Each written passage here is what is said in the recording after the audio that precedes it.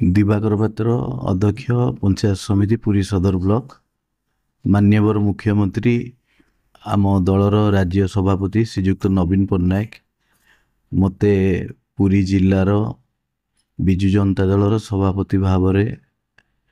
नियुक्ति देथिबार मु प्रथमे तांको पाखरे कृतज्ञता जनाऊँची एवं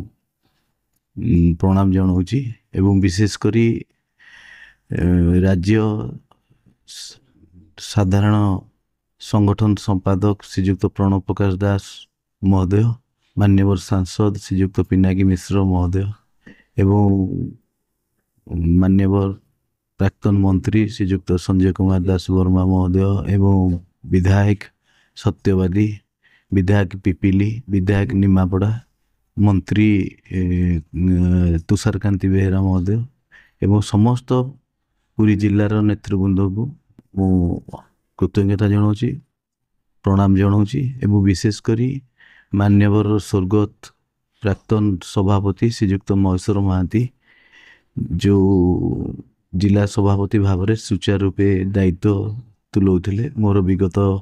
जिला परिषद अध्यक्ष भाव में मोर अभिज्ञता अछि मु चेष्टा करी जो गुरु दायित्व मो उपर देइछथि मु ताको सठिक भाव में निर्वाह करिया पई चेष्टा करी एवं आपण मानकर समस्त सहयोग कामना करछि।